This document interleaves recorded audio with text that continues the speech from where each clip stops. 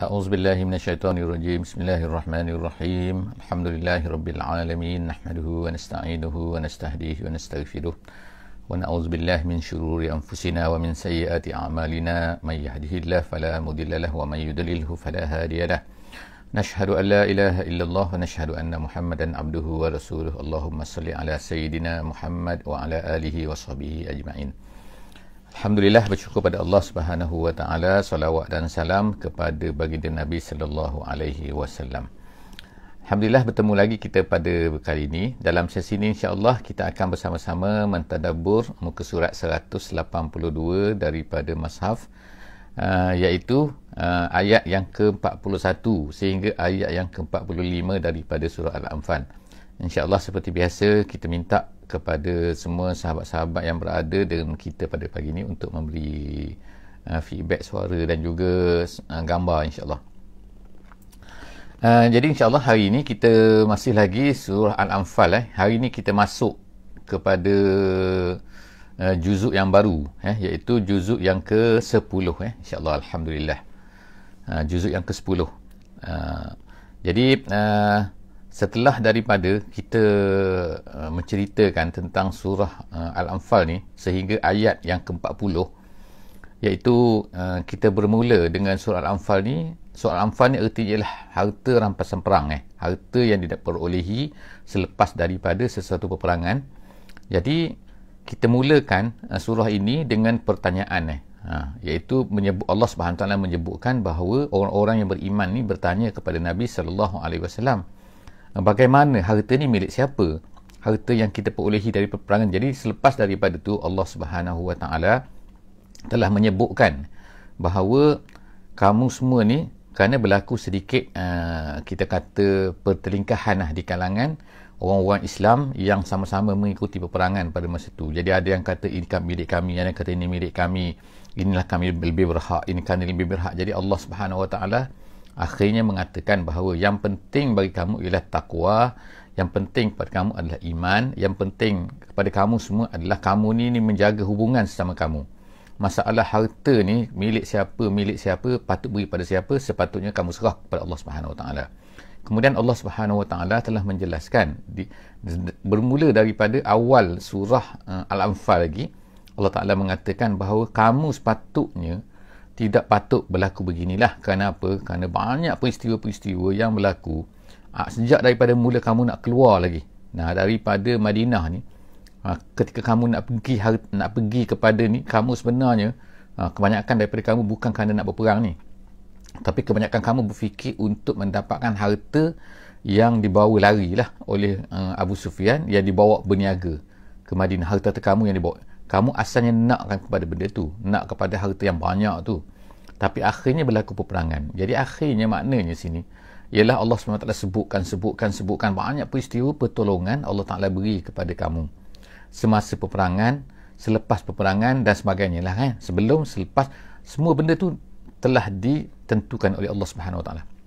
Jadi jika sekiranya harta ni kamu perolehi, sebenarnya bukanlah kerana peperangan itu sangat, tapi kerana kurniaan Allah Subhanahu Wa Taala. Jadi kenapa kamu ni sehingga bergaduh-gaduh, sehingga bertelingkah sesama kamu, terasa hati antara satu sama lain kerana semata-mata harta ni jadi milik siapa? Jadi oleh kerana itulah maka selepas daripada tamat semua tu, 40 ayat dah tamat dah, barulah kita tengok Allah Subhanahu Wa Taala pun menyebutkanlah sekarang ni harta ni milik siapa. Jadi dalam ayat 41, juzuk yang ke-10 ni dah habis dah. Juzuk yang ke-9 dah tamat.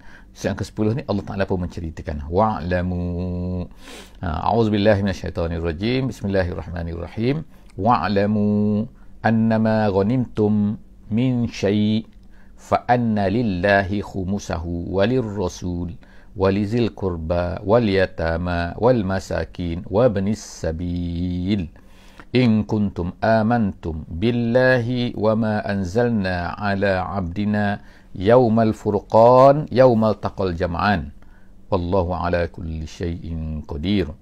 Sadaqallahul azim. Ayat 41 minta maaf saya tak buka. Jadi ayat ini kita tengokkan Allah SWT sebutkan wa'lamu, ketahuilah sesungguhnya annama ghanimtum, apa-apa yang kamu perolehi, Ghanimtum maknanya ghanimah lah, iaitu apa yang kamu dapat daripada orang kafir semasa peperangan. Iaitu kita panggil dia ghanimah, ghanimtum min syai'in, daripada apa saja, tak kira kan. Dia dalam ghanimah ni tak boleh ambil ni. Sebelum bahagian ghanimah tak boleh ambil walaupun sedikit. Itu hukum dia lah kan. Jadi kita tak jelaskanlah hukum dia dengan detail di sini. Ini bukan perbincangan kita lah. Tapi Allah Subhanahu Wa Taala sebut apa-apa saja yang kamu perolehi daripada semasa peperangan daripada orang-orang kafir min syai', maka fa'anna lillahi khumusahu. 1/5 daripada harta tersebut, 1/5 khumus. Kalau khamsun tu adalah kita kata 5. Tapi khumus tu maknanya 1/5. Jadi 1/5 lillah. Fa inna lillah, sesungguhnya 1/5 itu hendaklah lillah, yang pertamanya untuk Allah. Kemudian yang untuk siapa lagi? 1/5 Jadi maknanya seluruh harta tu diambil 1/5, kemudian 1/5 ini dibahagikan kepada yang pertamanya lillah. Lillah ni bukan untuk Allah, bukan diberikan kepada Allah, tapi maksudnya adalah untuk tujuan kepada orang-orang yang beriman.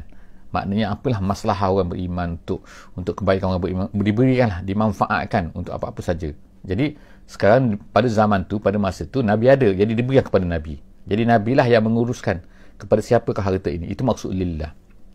Kemudian yang keduanya walir rasul. Walir rasul ni ialah maknanya untuk rasul. Sebab Rasul ni dia ada keperluan dia kan. Jadi diberikan kepada Rasul sebagai ketua negara. Jadi selepas daripada kematian Nabi SAW, wafatan Nabi SAW, maka kebanyakan ulama mengatakan bahawa yang hak 1/5 daripada 1/5 gitu, 1/5 daripada 1/5 itu diberikan kepada ketua-ketua negara Islam pada masa itu. Kemudian pada masa tersebutlah sesiapa yang memegang tersebut, Abu Bakar ke, Umar ke, Uthman ke. Kemudian yang ketiganya daripada 1/5 ni diberikan kepada walizil kurba. Lizil kurba ni maksudnya ialah kaum-kaum kerabat Nabi sallallahu alaihi wasallam, iaitu Bani Hashim dan juga Bani Muttalib. Kata ulama kata Bani Hashim dan juga Bani Muttalib. Kerana Bani Hashim dan juga Bani Muttalib ni mereka tidak boleh zakat, tak boleh ambil zakat, tak dapat zakat. Jadi kerana itulah mereka dapat 1/5 daripada 1/5 tadi tu diberikan kepada mereka. Sehinggalah zaman sekarang ni kalau ada keturunan-keturunan mereka tu, maka mereka memperolehi ini. Seterusnya wal yatama, dan kemudian anak yatim. Kita fahamlah anak yatim kan. Anak yatim artinya ialah maknanya anak-anak yang kehilangan ayahnya sebelum daripada mereka ni balik. Kemudian wal masakin.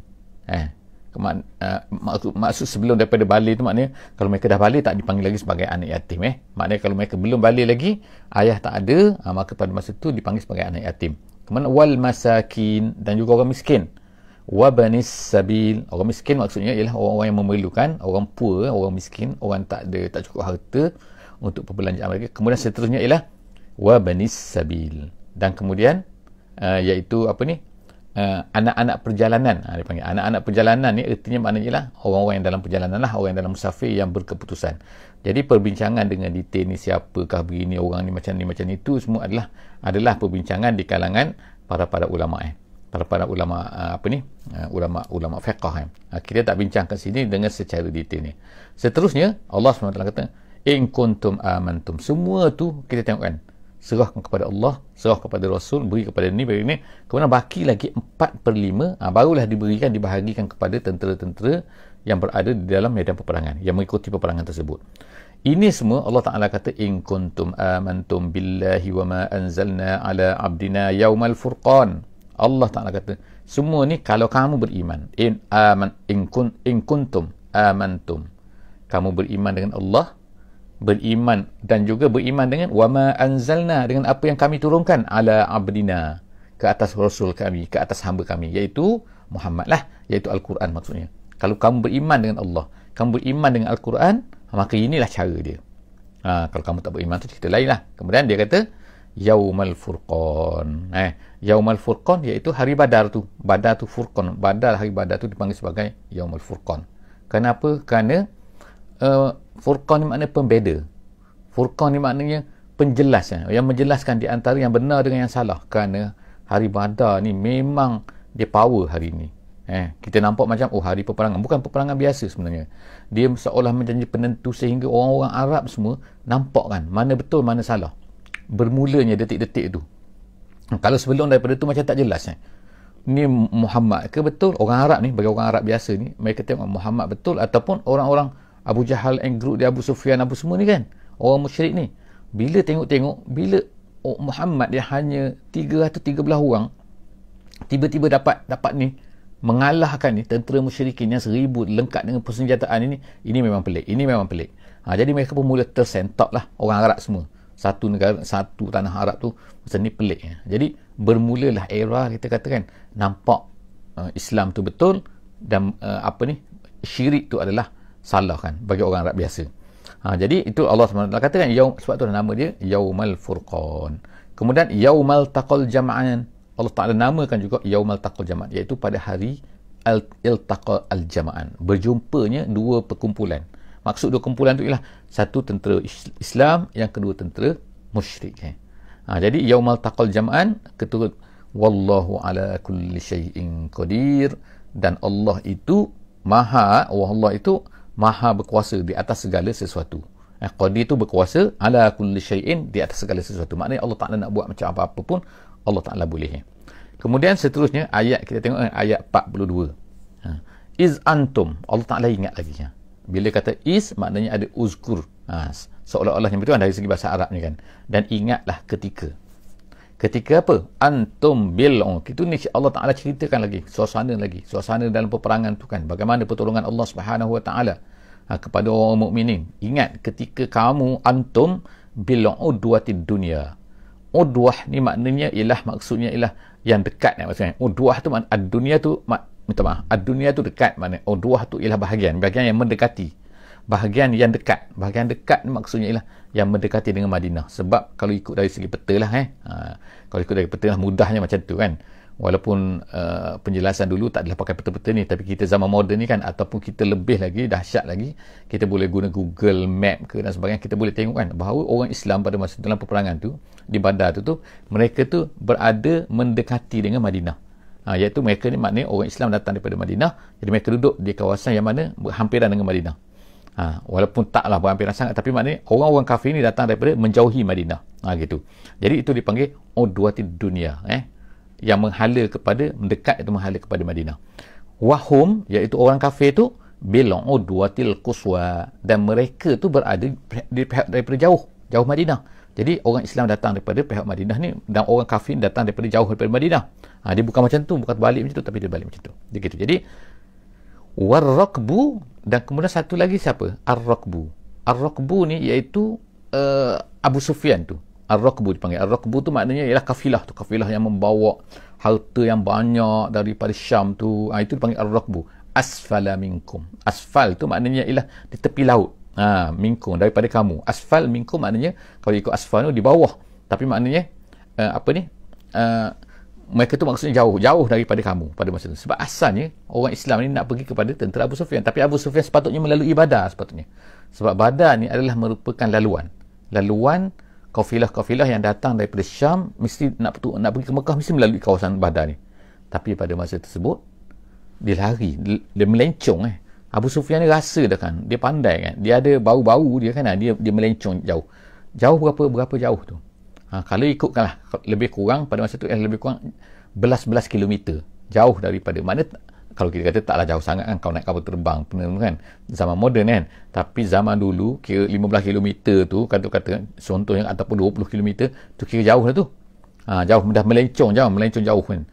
Jadi orang Islam ni nak tunggu ni, tapi tengok sebab tu mereka pergi ke Badar, tengok Abu Sufyan dah melancong, tengok yang datang ni siapa, daripada bawah ni, daripada jauh ni, bil udwatil quswa warraqbulu asfala minkum.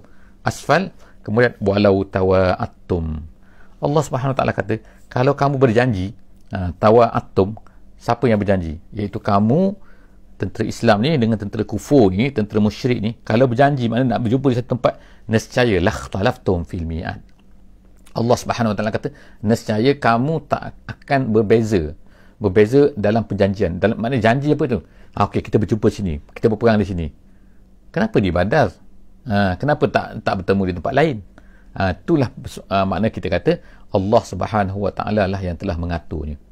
Allah Ta'ala dah atur cantik dah kan, bahawa kamu akan berjumpa di Badar dan kamu akan berperang nanti. Perang tu namanya peperangan Badar. Ghazwatu Badrin. Itulah maknanya janji Allah Subhanahu Wa Taala. Kalau kamu sendiri buat penjanjian mungkin tak berjumpa kan, bukan mudah kan lokasinya, sebab bukan pakai map location apa, tak ada kan, mana. Tapi tengok-tengok berjumpa di situ, tengok-tengok datang situ, jumpa situ, berlakulah peperangan di situ. Jadi Allah Ta'ala kata, kalaulah tawa'atum lakhtalaftum fil mi'ad, nescaya kamu tak akan tepat-tepat tu dapat tu. Walakin, tetapi Allah Subhanahu Wa Ta'ala liyaqdiyallahu amran kana maf'ula. Tapi Allah Subhanahu Wa Ta'ala lah yang menentukan. Liyaqdiya ni Allah Ta'ala lah yang menentukan. Allah Ta'ala dah tentukan tak amran kana maf'ula, apa yang nak berlaku tu. Kemudian Allah Subhanahu Wa Ta'ala kata liyahlika. Tujuan dia apa? Kenapa Allah Ta'ala atur macam tu? Kenapa Allah Ta'ala buat semua benda tu? Allah Ta'ala sebutkan liyahlika man halaka an bayyinatin, supaya hancur. Halaka, liyahlika tu maknanya Allah Ta'ala dapat hancurkan, hancurlah man halaka an bayyinatin, orang-orang yang sepatutnya memang tak patut hidup lah, tak patut wujud lah kata. Sebab apa? Dah jelas an bayyinah, secara jelas dah mereka ni kufur, jelas lah kan. Wa yahya man hayya an bayyinah, dan hiduplah. Perkara ni Allah Ta'ala atur supaya hiduplah orang-orang yang hidup dengan jelas. Siapa hidup dengan jelas? Maknanya iman. Maknanya orang-orang yang beriman. Orang beriman ni sepatutnya hidup. Orang-orang yang tidak beriman, yang nak menghancurkan agama tu, liyaqdiyah, Allah Ta'ala nak hancurkan dia. Jadi Allah Ta'ala pun mentadbirkan, menjadikan peristiwa ini berlaku, iaitu peristiwa Badar ni, supaya hancurlah orang yang patut hancur, supaya hiduplah orang yang patut hidup. Yahya man hayya an bayyinatin wa innallaha lasami'un alim. Dan Allah Subhanahu Wa Ta'ala sangat-sangat sami dan juga sangat-sangat alim, iaitu sangat mendengar dan juga sangat-sangat mengetahui. Jadi kita tengoklah kan bahawa perang Badar ni sebagaimana yang kita baca daripada muka surat yang pertama lagi, dalam surah Al-Anfal ini Allah Ta'ala ceritakan bahawa kenapa Allah Ta'ala atur benda ni, supaya liyuhiqqal haqqa wa yubtilal batil, supaya menghancurkan yang tak betul, dan kemudian supaya yang jelas, yang betul tu nampak betul, yang tak betul tu yubtila wa yubtilal batil. Allah Ta'ala nak tunjukkan supaya yang tak betul tu biar nampak tak betul. Jadi sekarang ni telah berlaku melalui peperangan Badar ni. Jadi kita katakanlah kita pada hari ni kan, kalau Allah Subhanahu Wa Ta'ala nak tentukan satu-satu perkara, Allah Ta'ala nak buatkan, nak nampakkan yang tak elok tu tak elok, yang elok tu nampak elok, maka Allah Subhanahu Wa Ta'ala sangat mudah bagi dia kan. Cuma kalau kita tengok sekarang ni, mungkinlah keadaan-keadaan seperti blur kan, keadaan-keadaan berserabut kan, kadang-kadang kita akan tengok kan, yang betul kan nampak tak betul, yang tak betul kan nampak macam betul kan. Sebab apa? Sebab ramai penyokong, sebab banyak promosi, sebab banyak macam-macam perkara yang menyebabkan kadang-kadang orang ni tak nampak dengan betul. Jadi kerana itulah maka Allah Subhanahu Wa Ta'ala kalau dia nak buat, dia boleh buat kan. Cuma itu adalah merupakan ujian, kita kata, kepada kita semua, kepada kita yang hidup. Allah nak tengok kita ni nak ikut yang mana satu, nak ikut yang betul ke nak ikut yang tak betul. Jadi sebab itulah penting di sini ialah bayyinah sini. Satu perkara yang tu ialah kita kata bayyinah. Bayyinah ni maknanya jelas sebenarnya, jelas. Yang salah nampak salah, yang tak salah nampak tak salah. Itu nak jelas ni, maka Allah Subhanahu Wa Ta'ala mentakdirkan berlakunya peperangan Badar ni. Itulah liyahlika, dan kemudianlah yahya man hayya, liyahlika man halak. Seterusnya dalam ayat yang ke-43 insya-Allah 43, Allah Subhanahu Wa Ta'ala sebut iz yurikahumullahu fi manamika qalila. Terus lagi kan, bila sebut iz ni maknanya Allah Ta'ala sebut lagi kan, ingat tak kamu, ingat tak, cuba ingatkan sikit, iaitu yurikahumullah, Allah Ta'ala memperlihatkan kepada kamu mereka itu fi manamika, di dalam mimpi kamu, di dalam tidur kamu, iaitu dalam mimpi Nabi SAW, qalila, iaitu Allah Ta'ala. Sebab pada masa tu kita tak ada kapal terbangnya, tak ada drone-nya, tak ada, semua tak ada. Jadi tak tahu siapa, berapa ramai mereka ni, tak tahu kan. Agak-agak boleh, tapi tak tahu dengan exact ni kan, tentera tu macam mana, kekuatan dia macam mana dan sebagainya, tak tahu kan. Jadi sebab itulah Nabi SAW bermimpi, menampakkan bahawa yurikahumullah fi manamika qalila, mereka tu sedikit. Sedikit. Jadi kalau dah sedikit taklah takut sangat. Tapi kalau besar, Bila Nabi SAW cerita kepada sahabat, mereka ni sikit saja. Kita ni 313. Dengan senjata tak cukup dan sebagainya kan. Tapi kalau cerita nampak, oh mereka ni ada 1 juta, mesti datang gerung kan. Jadi sebab itulah Allah SWT kata, walau arakahum kathira, kalaulah Allah Ta'ala tunjukkan kepada kamu mereka itu kasir, mereka tu ramai, lafashiltum. Lafashiltum artinya ialah nescaya kamu akan takut. Bukan gagal, tapi maksudnya ialah kamu akan merasa takut. Iaitu orang Islam mesti akan rasa takut kan. Kalau tengok orang kafir ada, tentera sana ada 10,000, mestilah takut kan. Kalau lah 1,000 pun, dengan hebat, dengan senjataan mereka tu, nescaya akan rasa takut kan. Jadi begitulah juga kan.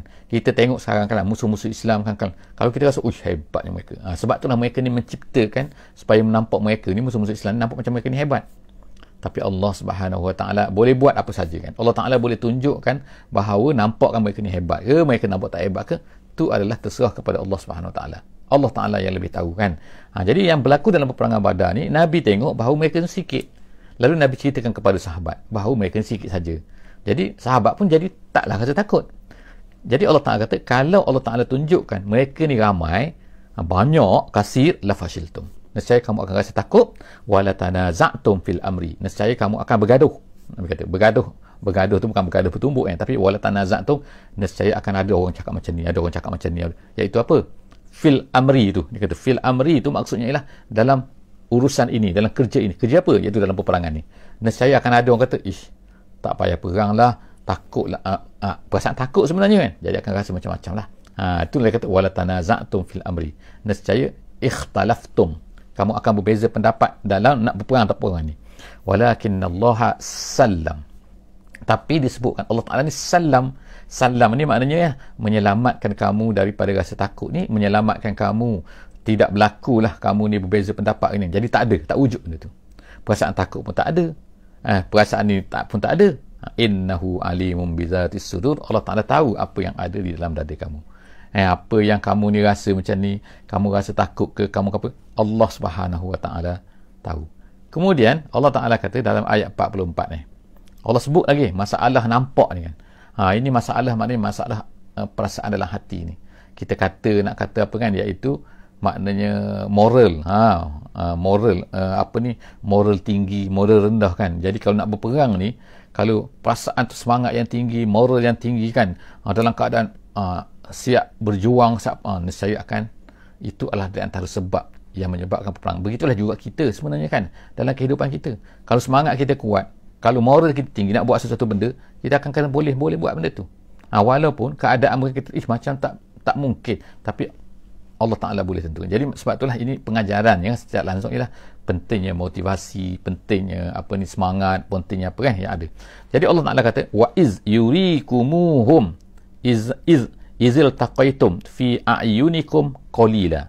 Dan ingatlah ketika Allah Subhanahu Wa Taala kan, Allah Taala tunjukkan kepada kamu izil taqaitum, ketika kamu berjumpa dengan musuh tu. Sekarang tadi belum jumpa lagi, dan nampak dalam mimpi dulu kan, tapi sekarang ni berjumpa. Izil taqaitum, bila kamu berjumpa tu, fi a'yunikum qalila, pada mata mereka, pada mata kamu, mereka itu sedikit. Sedikit je. Wa yuqallilukum fi a'yunihim, dan mereka, Allah Ta'ala pula menampakkan kepada orang kafir tu, kamu tu sedikit. Sedikit. Jadi bila sedikit, apa akan jadi? Tengok sedikit kata mudah je. Jadi mereka pun semangat nak perang. Kalau tengok banyak, kalau Allah Ta'ala tunjukkan banyak, awal-awal lagi tunjuk banyak kan, tengok tentera ada, mereka ni 1,000 orang kafir ni, tengok orang Islam ada 10,000. Nescaya kalau nampak banyak macam tu, nescaya mereka tak berani lah, awal-awal lagi lari. Tapi ni mereka tengok, sikit ni, alah kacang, gitulah kan, kalau orang kita cakap sekarang kan, ni kacang je ni. Wa yuqallilukum fi a'yunihim, di mata mereka kamu ni seolah sedikit bagi, tetapi liyaqdiyallahu amran kana maf'ula. Allah Ta'ala sebut lagi. Allah Ta'ala buat macam tu kan apa kan? Kan Allah Ta'ala tu ada benda yang Allah Ta'ala nak jadikan daripada peperangan ni. Kalau tak, peperangan tu tak berlaku nanti. Kalau lah nampak macam banyak, mereka lari kan. Sebab ada, kalau kita baca kan dalam sejarahnya, ialah sebahagian kecil daripada tentera-tentera kafir ni, kafir Quraisy yang datang daripada Mekah ni, sebahagian kecil daripada mereka awal-awal dia dah lari dah.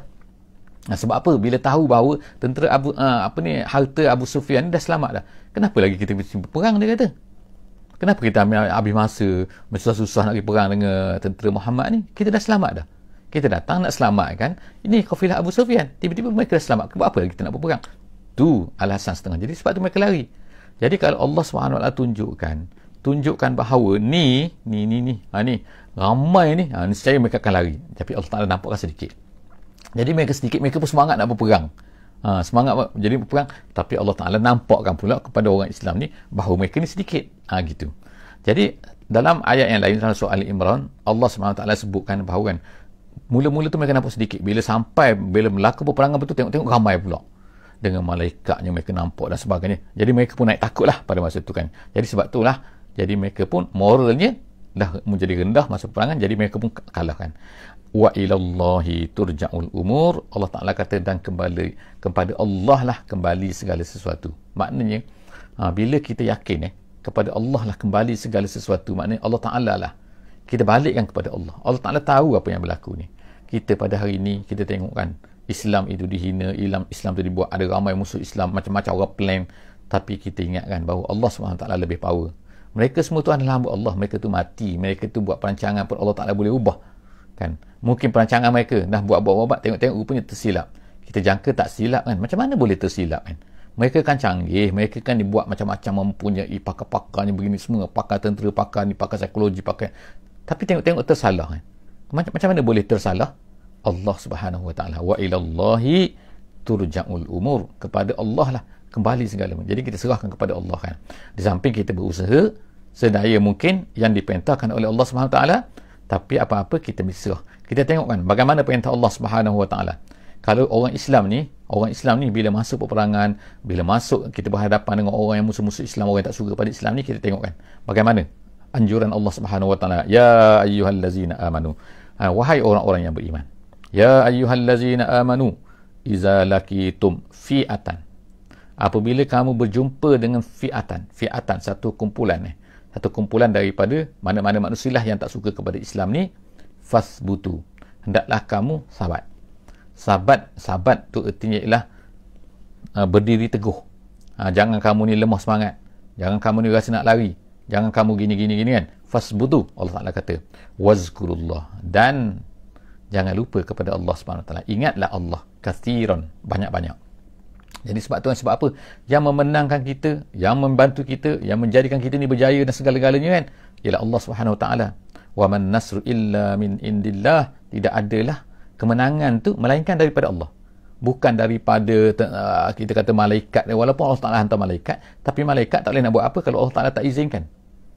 Jadi semua tu adalah merupakan daripada Allah Subhanahu Wa Ta'ala. Jadi sebab itulah kita kena wazkurullaha kasira. Kita ingat pada Allah Subhanahu Wa Ta'ala banyak-banyak. La'allakum tuflihun. La'allakum, moga-moga kamu berjaya. Jadi dalam Al-Quran, bila ada la'alla tu, moga-moga terjemahan dia. Tapi sebenarnya la'alla bila datang daripada Allah, maka dia adalah mesti. La'allakum tuflihun maknanya bukanlah moga-moga mungkin berjaya, mungkin tak berjaya. Tak, kamu akan berjaya kalau apa?